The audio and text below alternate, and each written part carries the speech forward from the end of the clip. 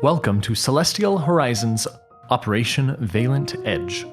What you're about to participate in is an interactive adventure with branching paths at critical moments.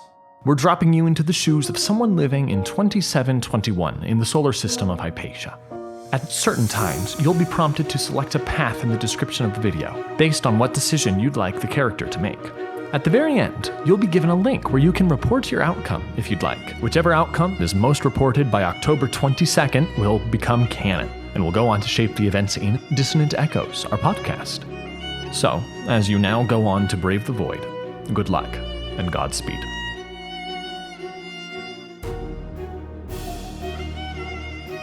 September 9th, 2721. So far, Operation Valent Edge has been awfully quiet. You have been sitting and waiting for 2 days, slowly scanning for any sign of the suspicious ships the tip had mentioned. There are supposed to be 5 of them, some sort of long-range hauler, and 4 smaller cargo ships, traveling in a loose formation. While a group of transport ships is nothing unusual for the region, after all, about 92% of all vessels in the asteroid belt have something to do with the scattered mining operations, there's something off about this particular report. The tipper had said they were coming from Sector 62 Gamma of the belt, but there have never been mining operations in that area. There's no reason why 5 ships should be coming from that far out. Message from the Invictus. The Invictus is Captain Edgington. My sensors picked up a blip at 10 o'clock, range 9. We're taking a long exposure image. We'll report back in 4 minutes. You've worked with her for 6.5 years. You've made a great team. You, the captain of the lead vessel in your detachment, are quick-thinking and bold, where she, commanding officer of the support vessel, is cautious and ponderous. To be able to more effectively monitor different parts of the sector, the Invictus is currently about 120,000 kilometers away from you, or 14.5 minutes away at max speed. You can see a little dot at range 6 representing them on your sensors array.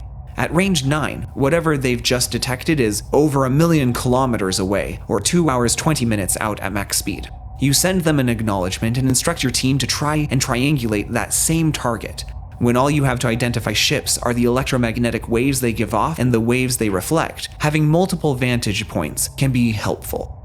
A high-res image takes 4 minutes, which all pass with a quiet sense of anticipation.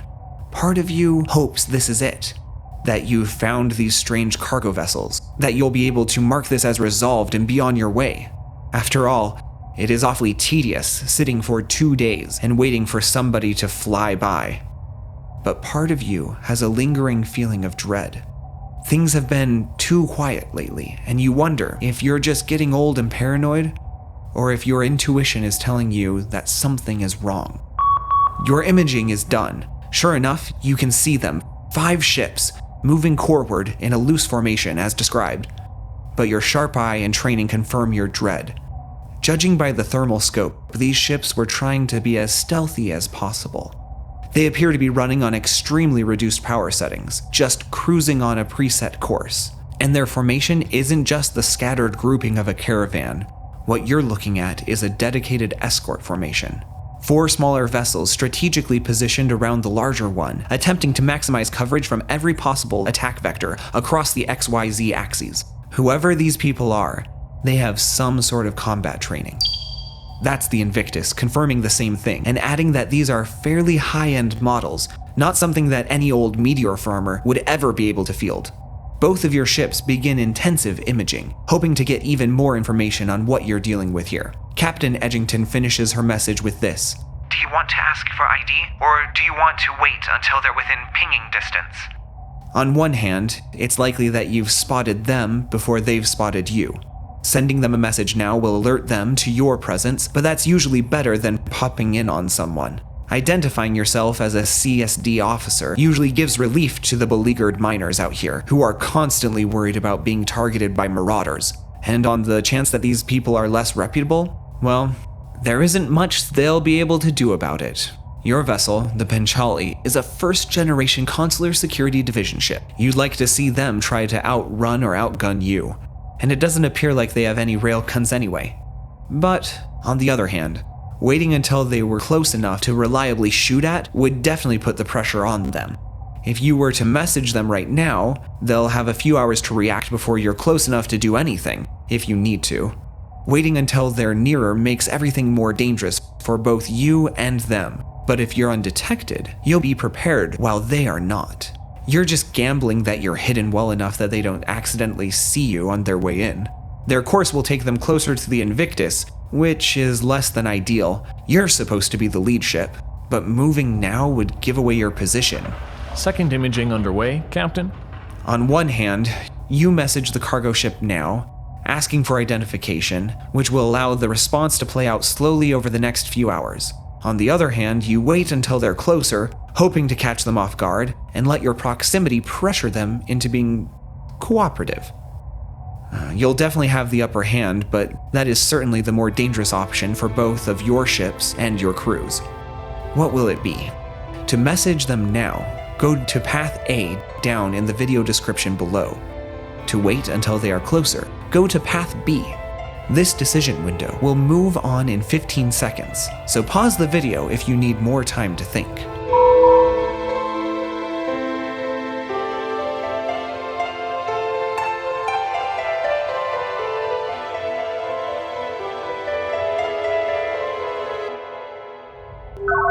You've chosen Path A to send them a message now. Your crew passes this on to the Invictus.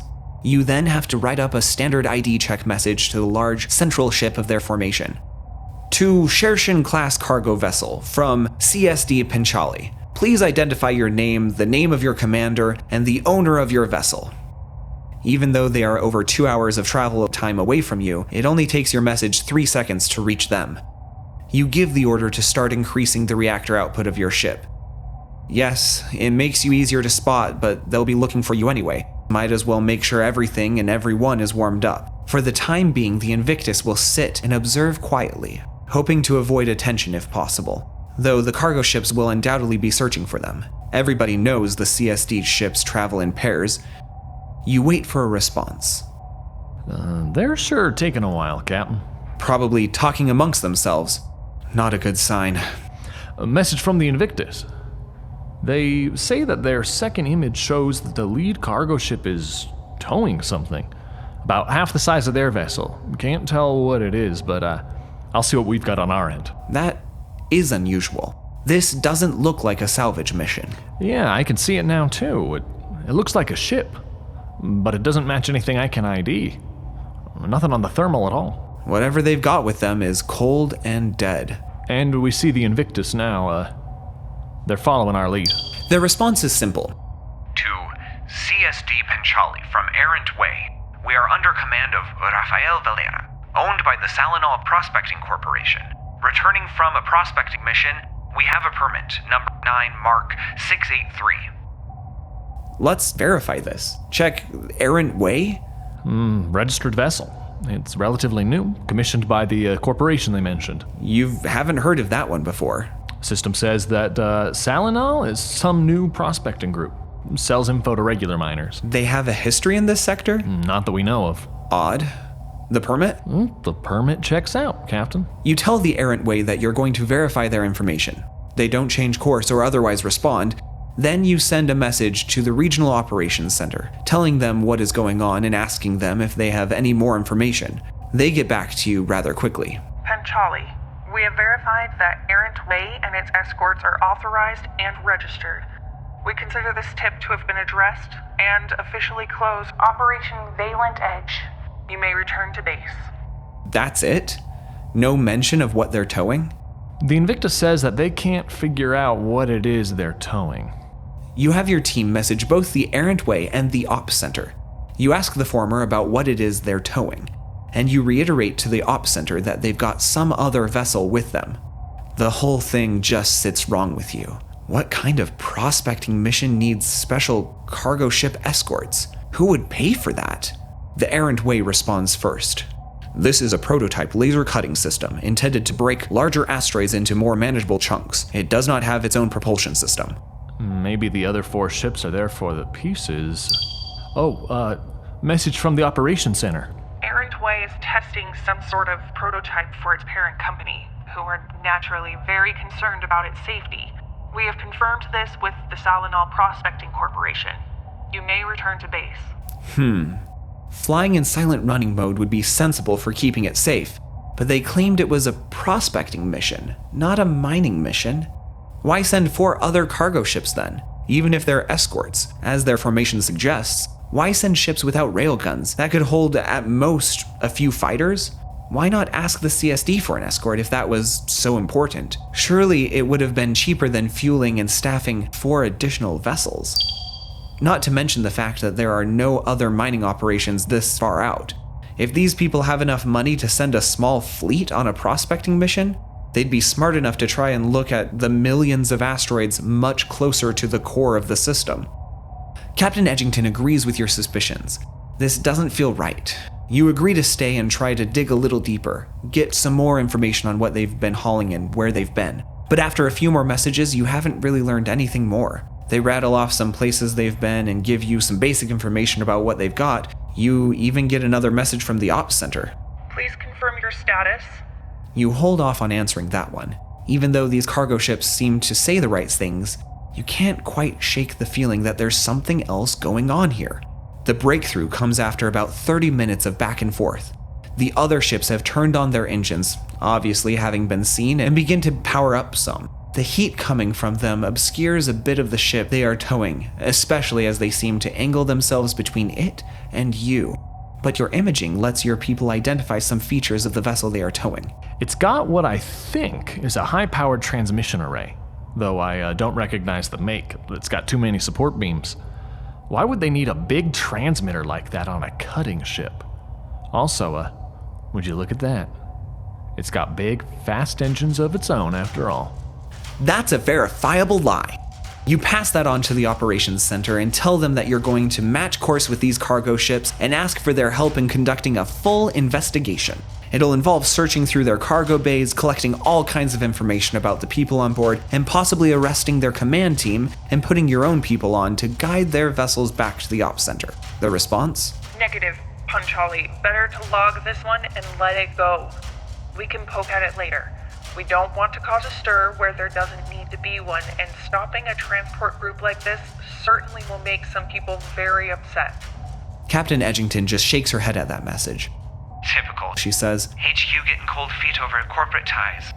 She does point out that you are the one in charge of this operation. The ops center is only there as a point of reference, and unless the colonel gives you an order, then you have the final say here. She personally votes you stop them now, as sometimes these things have a way of disappearing into the red tape of the CSD. Do you let these ships go, content to do a less aggressive investigation down the line to avoid causing any problems? Or do you stop them and instigate a full investigation now while you've got them here in front of you? What will it be? To let them go, head to Path C down in the video description. To stop them and investigate now, go to Path D. This decision window will move on in 15 seconds, so pause the video if you need some time to think.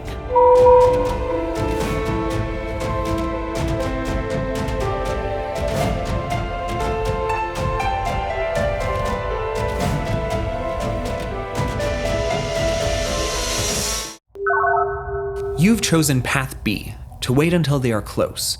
Your crew passes this on to the Invictus. That means you have almost 2 hours to just wait. Doing any significant preparations will increase the visibility of your ship. Typically, when making contact with subjects, it's your job to take the lead. The Panchali is a well-rounded vessel, while the Invictus is intended really just to watch your back and support your activities. That being said, it is still a military-grade vessel, and is armed and dangerous just like you are. Plus, Captain Edgington is incredibly capable. You're not worried about letting her take point here. A message from the Invictus. They say that their second image shows that the lead cargo ship is towing something. About half the size of their vessel. Can't tell what it is, but I'll see what we've got on our end. That is unusual. This doesn't look like a salvage mission. Yeah, I can see it now too. It looks like a ship, but it doesn't match anything I can ID. Nothing on the thermal at all. Whatever they've got with them is cold and dead. You just have some time to kill, so you order your team to continue imaging to learn as much about them as you can. You mentally walk through how this will go.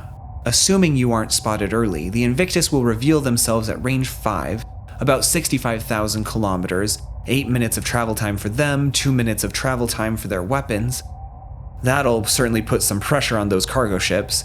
At that point, you will be 17 minutes away from the cargo ships, but your weapons could reach them in about 4 minutes 30 seconds.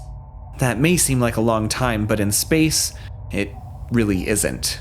You've only been in real combat once before, marauders taking potshots at you from 170,000 kilometers away.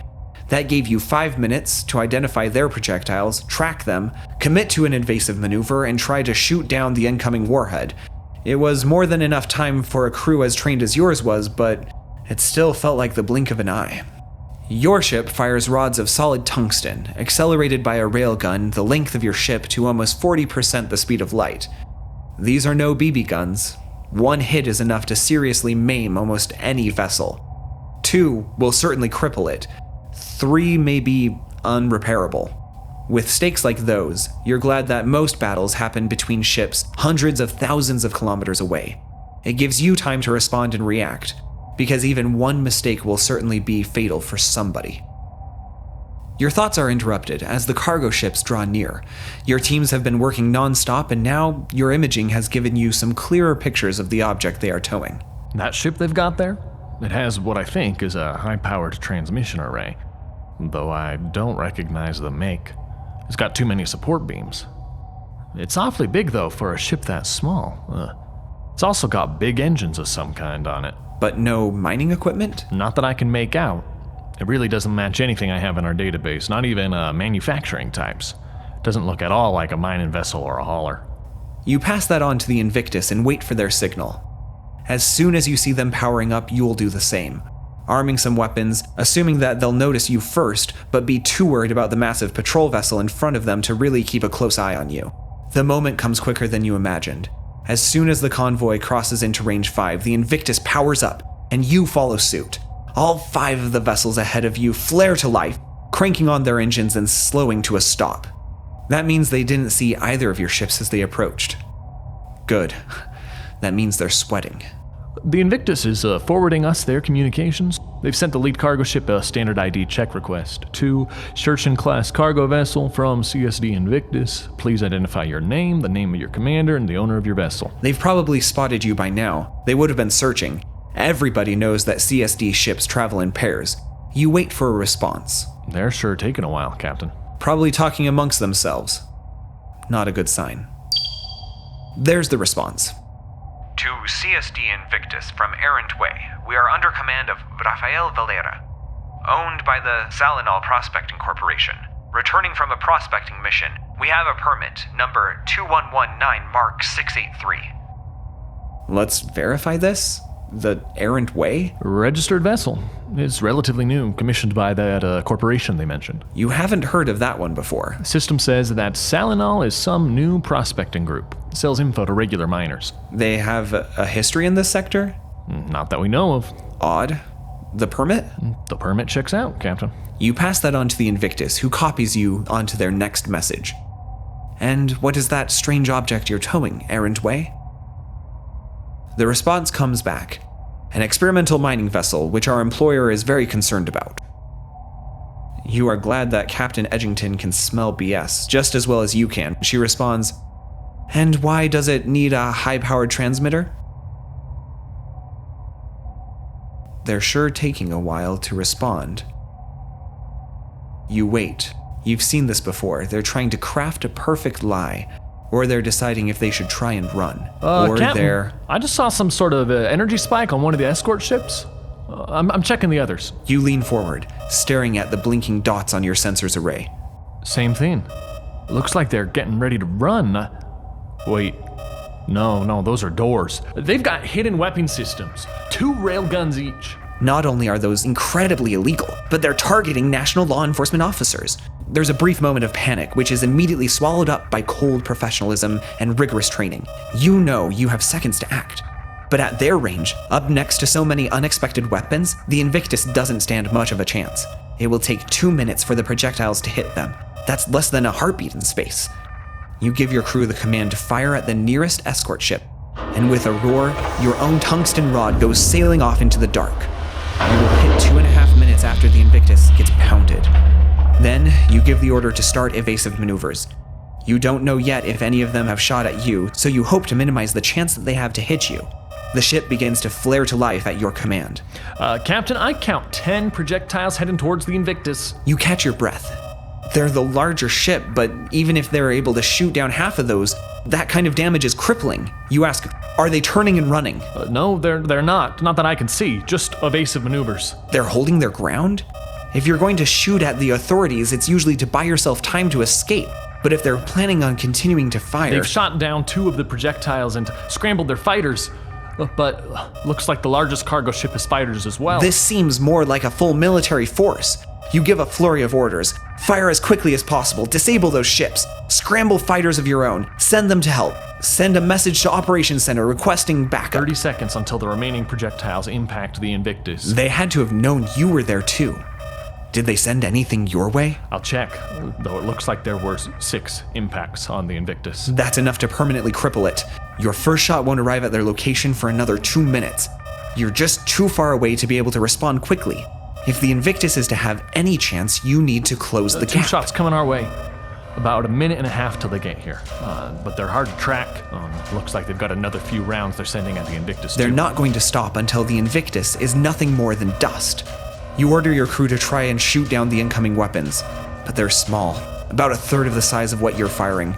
So while they won't punch as hard as you, they are more difficult to stop. Your tactical officer fires again, but it will be too slow. You have a decision to make. If there is any hope for the Invictus, then you need to be closer. If your first 2 shots hit their marks, then you may be on an even playing field. Your fighters can counter the fighters leaving the main cargo ship, but bringing the Panchali into the fire may mean that none of you go home. A surprise attack at this range is disastrous, and you're already on the losing side of the equation. Your alternative is to try and put as much distance between you and them as possible. You're certain you can outrun them, and their weapons become less and less reliable with range. But doing so will certainly mean the Invictus is destroyed. With the way they are behaving, it's clear that these ships don't intend to leave anyone alive. What will it be?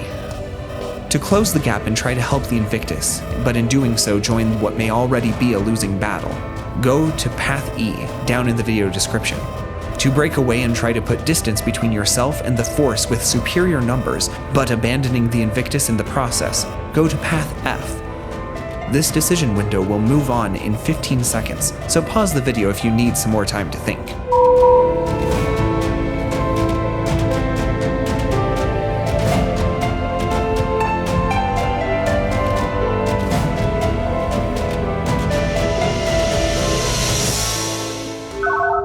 You've chosen Path C, to let them go and investigate later.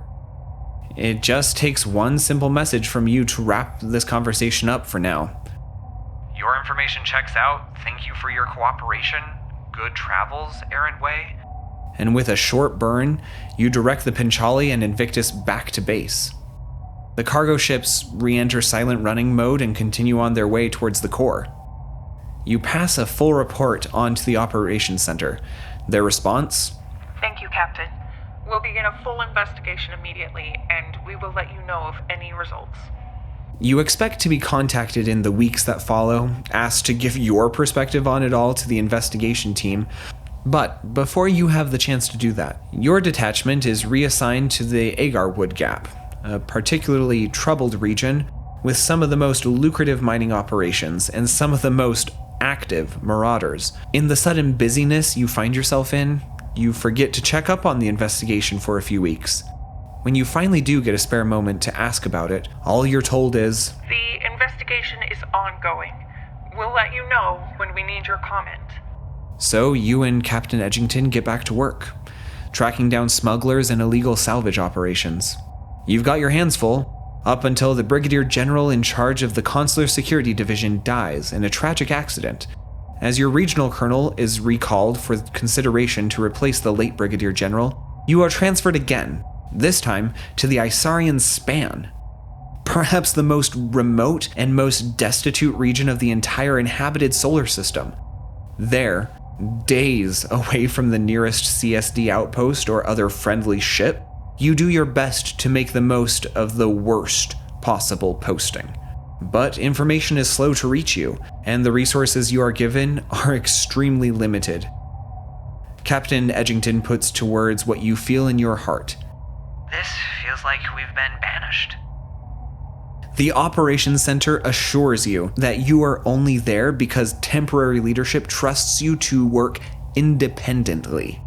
You know you're worth more than this, and you hope that whoever is selected to be the next Brigadier General can see that, and decides to bring you back in to do something much more useful with your time. Weeks later, out of curiosity, you send a message asking a friend to look into the source of the tip, the person who informed the CSD of the strange ships moving through the area. They tell you that their ship was destroyed, presumably with them on it. Marauders, they say, hit their mining base hard and fast and blew the thing to dust. Must have been a gang war or something. Or something. This is the end of your journey, tucked away into the farthest, darkest corner of the asteroid belt, with the official investigation into what you saw that day lost, presumably forever, in limbo. If you'd like your actions to affect what becomes canon in the Celestial Horizons universe and the story of Dissonant Echoes, follow the Report Your Results link below and fill out the form. Indicate on there that you got Ending C, tucked away. For a brief preview into our next Choose Your Own Adventure video for the season, follow the link below to the conclusion part of this video.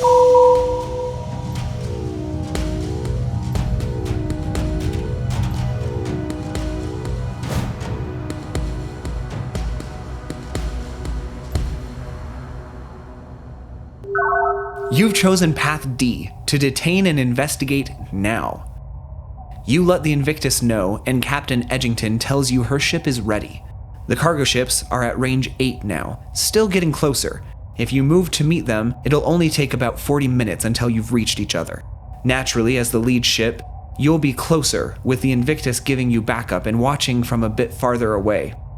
You give the order and feel your whole vessel tremble as it pushes itself forward through space, gliding towards the vessels ahead. You send a message. Errant Way, due to inconsistencies in the information you have given us, we will be detaining your vessels and conducting an investigation by the authority of the Hypatia Commission and by the Consular Security Division. We request full compliance with our investigation. The unspoken part is what happens if they don't.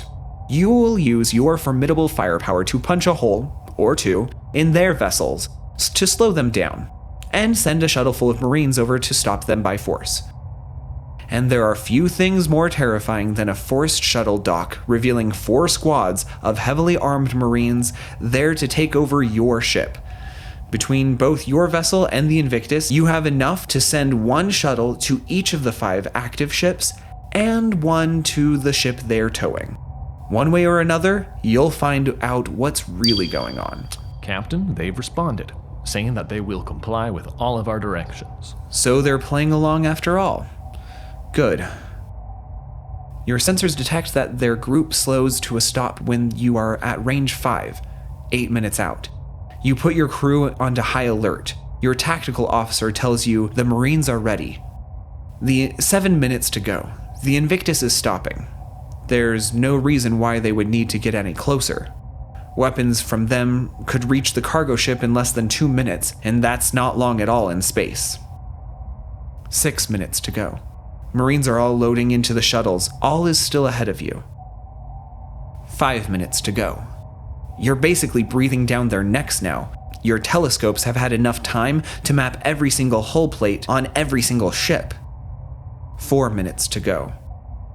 There's something inherently thrilling about being this physically close to another vessel, even though they are still over 33,000 kilometers away. In space, that's like sitting in the same chair. It takes less than 60 seconds for your weapons to reach them, which is barely enough time to recognize that they're coming at all. 3 minutes to go. You've only been in real combat once before. marauders taking potshots at you from 170,000 kilometers away. That gave you 5 minutes to identify their projectiles, track them, commit to an evasive maneuver, and try to shoot down the incoming warhead. It was more than enough time for a crew as trained as yours was, but it still felt like the blink of an eye. Why are you thinking about combat? None of these ships have mounted railguns. At most, if they resist, they'll have a few fighters, which is nothing your own squadrons can't handle. Still, you give the order to target the nearest ship and load your railgun just in case. 2 minutes to go. Weapons only need 30 seconds to travel to you. The Invictus begins to move in, closing the gap ever so slowly, betting that the ships are more concerned with the Panchali than on tracking their relative position. You're Captain, glad that they I've got are. spikes in the infrared from the smaller ships. Panels. Panels moving on the outsides of the hull. They've got hidden weapons, lots of them. Hidden weapons? What kind of... You spring into action, calling out a sequence of maneuvers and responses. Scramble the fighters, deploy countermeasures. Holy merde, we've got projectiles from all 4? Contacts? 8, no, 10 contacts. 10 contacts. And only 30 seconds until they hit you? No chance to evade, your ship can't move that fast. No time to evacuate your crew, you order your team to fire back. There's no way you could have anticipated this. It's like approaching a bunch of motorcycles just to discover that they each had multiple hidden assault rifles. 20 seconds to impact. Theirs are small tungsten rods, but 2 hits would be catastrophic. 4 would cripple your ship, if you're lucky. 6 could render it completely incapacitated. 10 seconds. Your team fires a second time. You're damn proud of them. It'll punch as hard as 3 of their warheads. Too bad you probably won't have time to see either of your shots land. Hopefully, you can at least buy the Invictus enough time. You hope they retreat, gain some distance, but you'll never know. You need your telescopes to accurately fire back. 5 seconds. We've shot down Shooting 3. down 3 warheads in 25 seconds? That's remarkable. You truly have some of Hypatia's finest.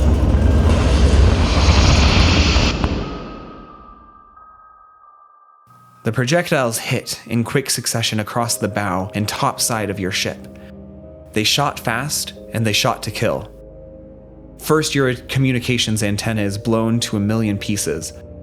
Then your midship bay. Large tungsten rods smash through your telescopes, some of your engines, and several spots around your bridge. 43% of your crew, including yourself and all the officers on the bridge, are killed in the first barrage. The Invictus begins to run, banking on its faster engines to get some distance.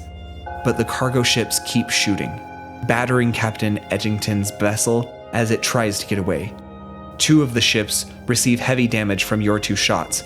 1 punctured their engineering bay, cutting power to 65% of their ship for the rest of their journey. It will likely never be functional again from the damage like that. You hit the other one right in its hidden railgun compartment, shattering their weapon and making it impossible to hide what they really are.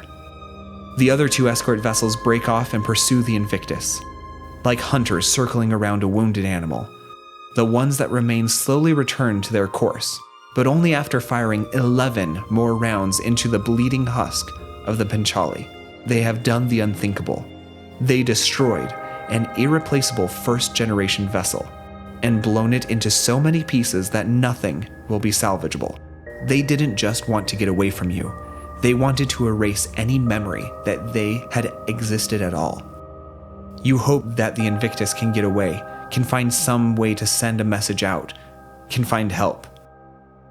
From the day that you signed up to be an officer in the Consular Security Division, you have always known that your grave would be amongst the stars.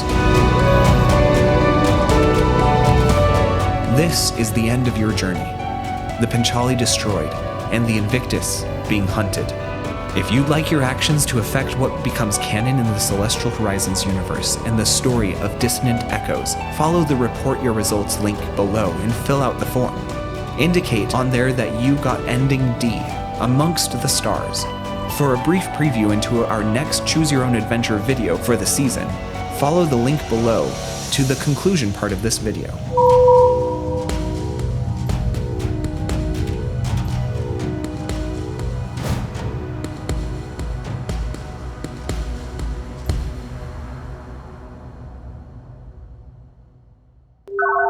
You've chosen Path E to move closer and to try to help the Invictus. You give the order, and your crew obeys, cranking the reactor to maximum output and accelerating you forward. Captain, our first warhead hit clean in the starboard side of the front escort. We've shot down one of the two coming towards us. The other one hits in 12 seconds. This will be bad, but not fatal. At least for most of your crew. You brace for impact. The force throws you forward, and you slam your forehead into your desk and land hard on your wrist. That smashed into somewhere close. Your fighter bay, maybe? Good thing you already launched those. Your wrist is certainly broken, and you have to use your other hand to try and wipe the blood from your eyes as it runs down your face. You do a quick head count. At least your bridge crew is still moving, even if some of them look as bad as you do. Damage report. Went into the fighter bay. Right. You pull yourself up and throw yourself back into your seat. That could have been so much worse. At least you were still moving forward, every second bringing you closer to the Invictus and closer to the fangs of the enemy. You can see on your screen that the Invictus has stopped moving. Something critical must have been hit. You hope it wasn't the bridge. You briefly picture yourself breaking the news to Edgington's partner before shaking that thought from your mind. Even dazed and most likely with a concussion, you steel yourself and push onward. Sir, 2 of the escorts have turned towards us. They're probably going to fire again. 4 more shots, most likely. The Invictus will get hit with a second volley in 45 seconds. Fighters are engaged at range 2. The Invictus has done some damage to them already. You can see holes in the front of the lead cargo ship, and one of the escorts has lost most of its communications equipment. With your fire, will it be enough? 90 seconds to impact at our current speed. We've shot down 1. The Invictus will be hit in 15. There's nothing you can do about that. You just hope they're sturdy enough to survive those hits. Our second round is hit, and it was a good one. A quiet cheer from your bridge crew. Out on the front screen, you can see a tiny flare of light, like a new bright star in the distance that lasts just for a few seconds. You must have hit a reactor or engine core. Invictus has been hit by at least 3, and they're still holding together. 30 seconds till they hit us, and we've shot down another one. You order your crew to fire as fast as they can. Then a thought crosses your mind. Why hasn't the operations center responded? You give that order too, figuring out what the hell the ops center is doing and why they haven't responded. 10 seconds. You grit your teeth. Your team is good. They should be able to get at least 1 more. 5 seconds. Can they do it? Your tactical officer is shaking her head. The first one was softer, for you, at least. It hit lower in the ship. Cargo bay if you're lucky, engineering if you're not. The second one hit hard along the armor plating of your starboard side, shutting down a whole section of your point defense system. That's not good. You turn to protect that exposed flank, and you're giving them a fight. Even though they can field more weapons, yours travel faster and hit much harder. You're also finally in range where you can cover the Invictus with your defensive systems. You've disabled one of the cargo ships, possibly split it in 2, and 3 of the 4 remaining have taken considerable damage. Maybe this is Captain, doable. the Invictus has not fired since that second volley hit it, and still nothing from the operations center. The Invictus is dead in the water, but you can't tell exactly what state it's in yet. You need those telescopes to identify incoming weapons so your point defense systems can try to shoot them down.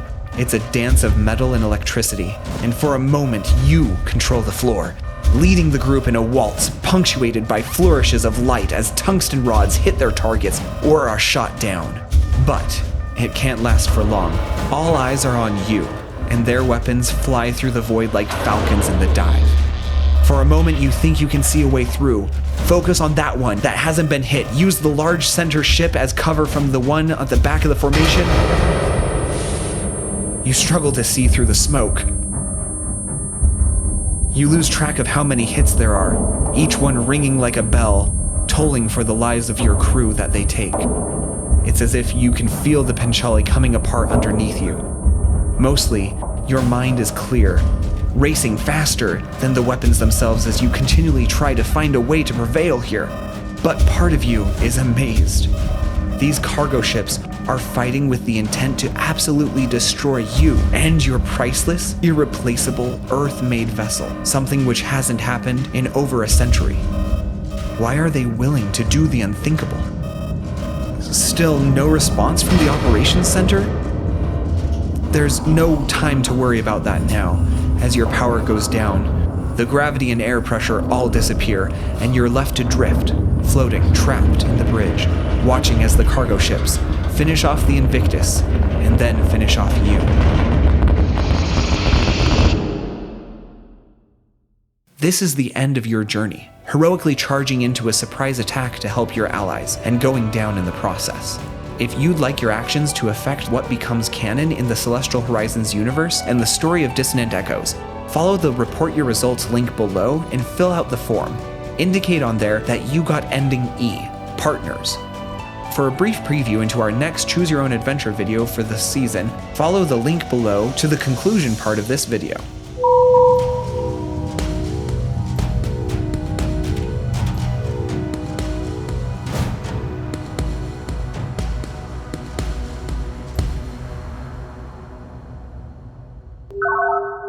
You've chosen Path F to try and run and keep your ship alive. You give the order and your crew obeys, cranking the reactor to maximum output and turning you towards your home Captain, base. our first warhead hit, cleaning the starboard side of the front escort. We've shot down one of the two coming towards us. The other one will impact in 12 seconds. This will be bad, but not fatal, at least for most of your crew. You brace for the impact. The force throws you backward, and you slam the back of your head on a desk and land hard on your ankle. That's smashed into somewhere close, a repair bay maybe? Your ankle is certainly broken, and the gash on the back of your head makes you dizzy. You brace yourself and do a quick head count. At least your bridge crew is still moving, even if some of them look as bad as you do. Damage report. Went into the repair bay. Right. You pull yourself up and throw yourself back into your seat. That could have been so much worse. At least you're still moving forward, every second giving you more space to breathe and react. You can see on your screen that the Invictus has stopped moving. Something critical must have been hit. You hope it wasn't the bridge. You briefly picture yourself breaking the news to Edgington's partner, before shaking that thought from your mind. Even dazed and most likely with a concussion, you steel yourself to get through this crisis before worrying about anything else. Two of the escorts have turned towards us. They're probably pursuing and are going to fire again. 4 more shots, most likely. The Invictus will get hit by that second volley in 45 seconds. Fighters are engaged at range. You wouldn't have been able to save them anyway. Got the projectiles, sir. 2.5 minutes to impact at our current speed. 3 of them. We've shot down 1. The Invictus will be hit in 15. There's nothing you can do about that. You just hope they survive long enough to evacuate. Our second round has hit, and it was a good one. A quiet cheer from your bridge crew. Out of the front screen, you can see a tiny flare of light, like a bright new star in the distance that lasts for just a few seconds. You must have hit a reactor or engine core. Invictus has been hit by at least 3, and they're still holding together. 90 seconds till we're hit, but we've shot down another one. You order your crew to fire as fast as they can. Then a thought crosses your mind. Why hasn't the operations center responded? You give that order too. Figure out what the hell the ops center is doing and why they haven't responded. 45 seconds. You grit your teeth. Your team is good, and they should be able to get at least one more. 30 seconds. A small light flashes through the viewport as your defensive systems do manage to intercept one of the shots coming towards you. Can they get another? 5 seconds.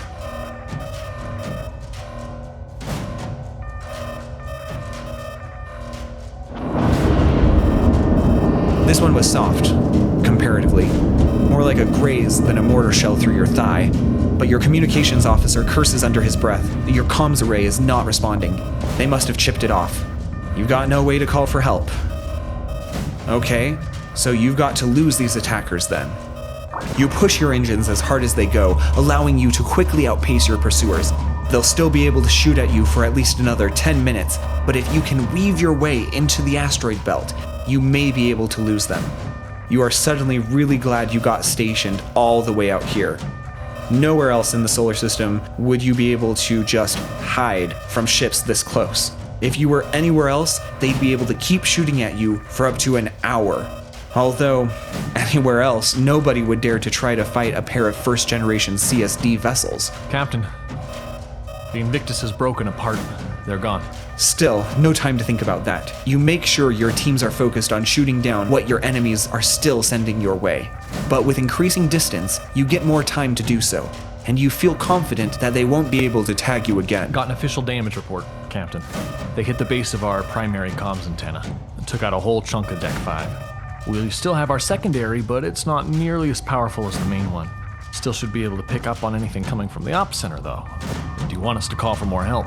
You wait for just a few minutes more until you are sure that you've broken line of sight using the depths of the asteroid belt. You change course slightly, and then you turn off your engines, allowing yourself to cruise as silently and quickly as you can. It'll take a bit for your engines to cool, and until they do, you're more likely to be spotted, but at least you're not running them at max capacity anymore.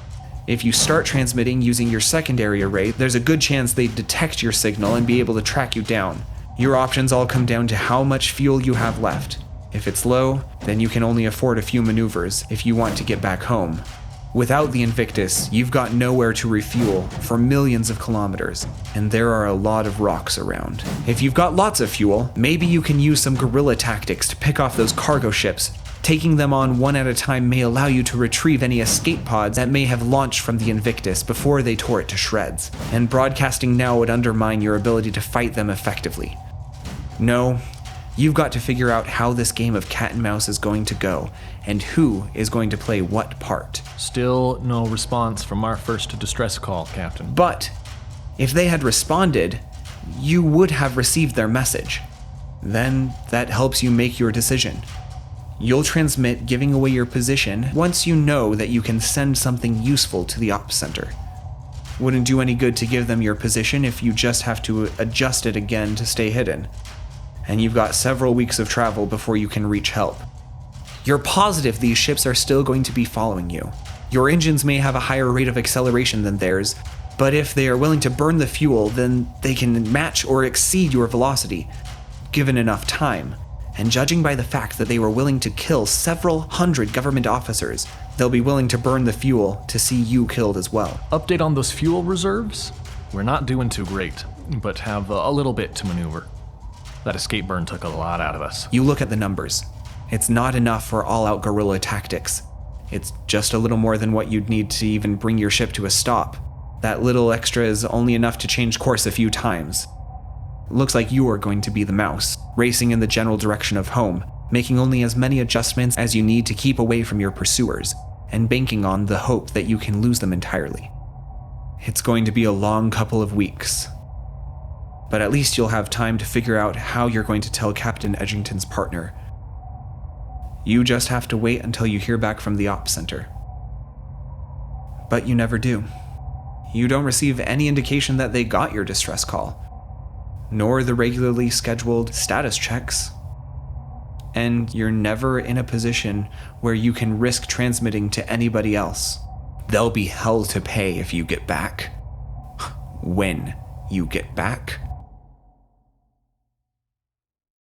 This is the end of your journey, recognizing when a fight is unwinnable and doing everything you can to get your people out alive. If you'd like your actions to affect what becomes canon in the Celestial Horizons universe and the story of Dissonant Echoes, follow the Report Your Results link below and fill out the form. Indicate on there that you got Ending F, Cat and Mouse. For a brief preview of our next Choose Your Own Adventure video for the season, stand by, as the conclusion section is coming next.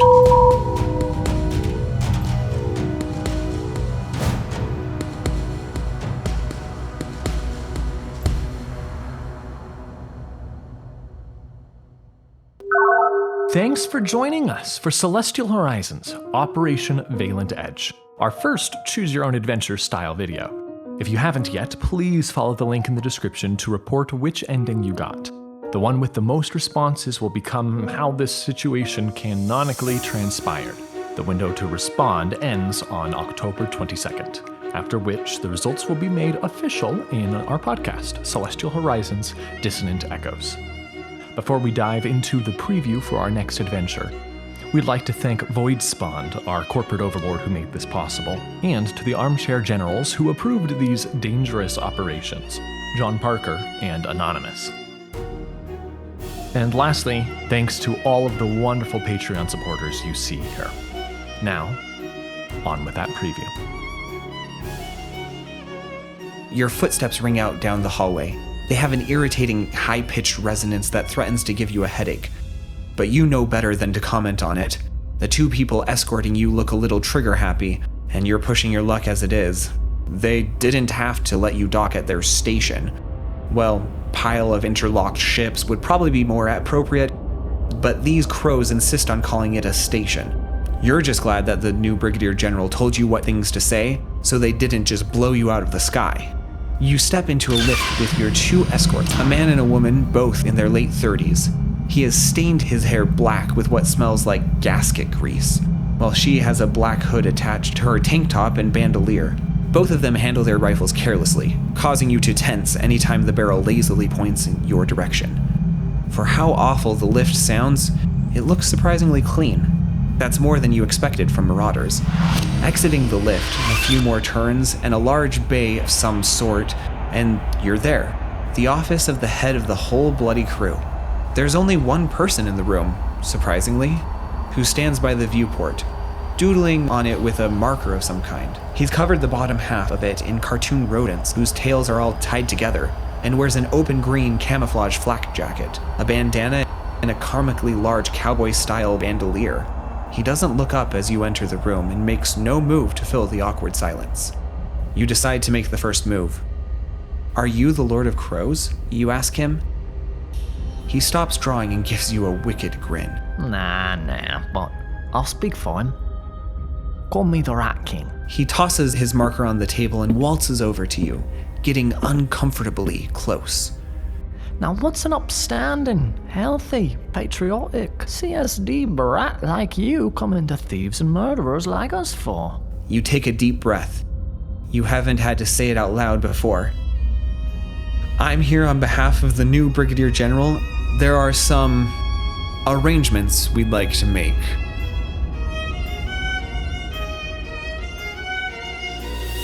Operation Valent Edge is part of Season 2 of Celestial Horizons. It was written by Nathan Young and was performed by Alex Farnsworth, with music by Nathan Young and Marcus Richardson. Please write interpretive dance numbers about us, like, share, subscribe, or do whatever you want. These things really help our project grow. Check out our website at celestialhorizons.io and to join our Discord server to be a part of the discussion. Links can be found in the description. The next installment in this series will release in 1 month's time.